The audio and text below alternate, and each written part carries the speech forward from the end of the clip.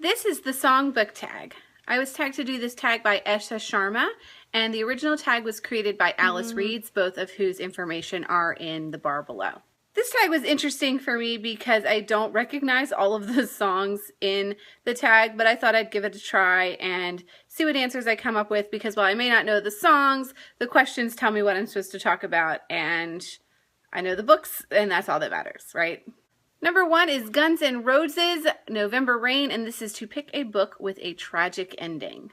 For this, I picked Before I Die by Jenny Downham. This is a book that precedes John Green's The Fault in Our Stars. It is the first-person narrative of a girl who is dying from cancer. So if you can imagine, it's a first-person narrative. She's literally dying. The ending is just one of the most heartbreaking and horrifying, just like gut-wrenching things I've ever read in a book. So definitely tops the list as like one of my 3 a.m. crying sessions over a book.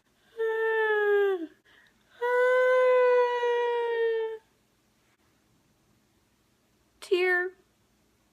Number 2 is Queens, Another One Bites the Dust, and this is a book with a lot of killing in it. For this, my immediate answer was to look for anything by Agatha Christie, and the one that stands out the most in my mind is And Then There Were None. The premise of this book is that there are 10 people who have all been lured into spending the weekend at a mansion on a deserted island, and they are all there to be killed one by one because someone has some sort of a bone to pick with each of them. They're all killed in new and interesting ways, and I will say up to 10 of these people are killed because I don't want to give away what happens at the end of the book, but it is one of Agatha Christie's most brilliant and most controversial endings to a book. Kind of crazy, so I do recommend that. It's kind of a classic in the mystery genre. Number 3 is Britney Spears' Oops, I Did It Again, which I won't dance for you, though it's a little bit tempting. And this is a book that we've read more than once. And for this, I picked The Awakening by Kate Chopin. I read this book in high school, in college, and multiple times. It's very, very short, but it's definitely a fundamental, like, feminist novel, and it's one that I really connected with at various stages in my life. So it's one of the ones that's pretty much at the top of my list of favorite books. I love the setting. I love the ending. Maybe I'm just crazy, but there's just so many things in here that I would highlight and quote, and it's a quick read, so it's a favorite to return to again and again. Number 4 is Pink Floyd's Wish You Were Here, and this is a most anticipated book right now, and this is constantly changing me. Ask me next week, it'll be a different answer.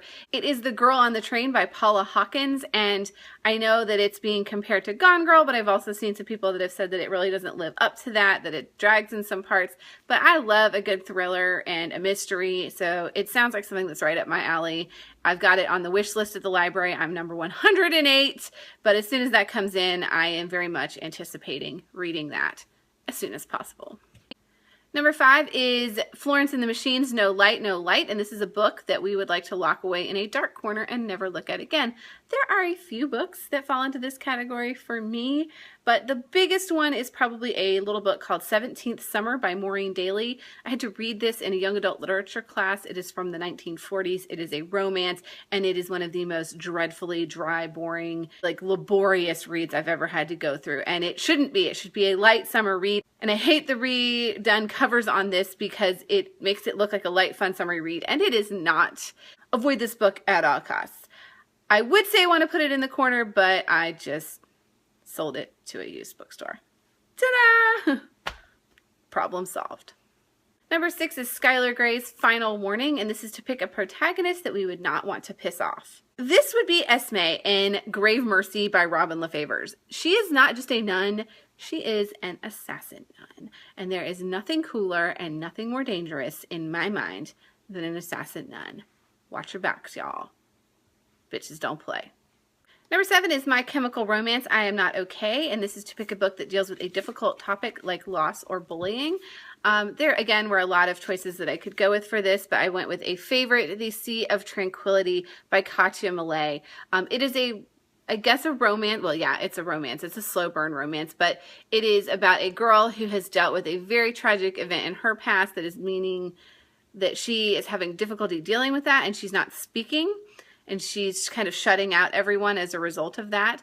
And then a boy who has dealt with a lot of loss in his life. He's lost his parents and everyone around him. He's living alone, and he's using woodworking as a way of coping with that, and how they interact with each other. It's probably one of the best books I've read in recent memory. So I think it deals with the topic in a very positive yet realistic way. Number 8 is Linkin Park's Breaking the Habit, and this is to pick a book that is outside of my comfort zone. That is easily Game of Thrones by George R.R. Martin. I read this about 18 months ago. I was not inspired to continue reading the series. High fantasy is not really my thing. I did enjoy it. There's a lot of really good depth here and interesting characters, and I think that it's really such a popular book that it's useful to know some of the references, but certainly took a very long time for me to get through, and I would not have picked it up if I hadn't been encouraged by a friend to do that. Number 9 is Troye Sivan's Happy Little Pill, and this is to pick a book that makes me happy. This is Bossy Pants by Tina Fey. Tina Fey is basically my wife, and my wife is a really good actress. She's a brilliant person. She's gorgeous, and apparently she writes a really good book about her life. She didn't write about me in her book at all, which I guess might be a point of contention, but I'll forgive her because this is just such a brilliant book. By the way, I do know that Tina Fey is not really my wife, but you know, you can dream, right? The last one, number 10, is Lady Hawk's Dusk Till Dawn, and this is to pick a book that we read in a single night or sitting. And this would be 13 Reasons Why by Jay Asher. The structure of this book is what made it such a unputdownable read for me, and I was reading it in the middle of the night. It is a suicide note left in 13 tapes to the 13 people that the deceased girl believes forced her to make this decision. And so she leaves the tapes, and each chapter is a tape. So that propels you. Once you start a tape, you want to finish it, and then once you finish one, you want to go on to the next one, and next thing you know, it's 4 a.m. and you're closing the book and just living under the weight of everything that's happened in the story. So that was definitely something that I finished from page 1 all the way to the end in one single sitting.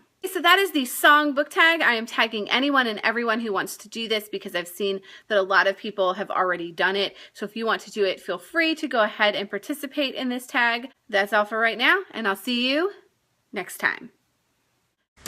Number 3 is Britney Spears' Oops, I Did It Again, which I won't dance for you, though it's a little bit tempting.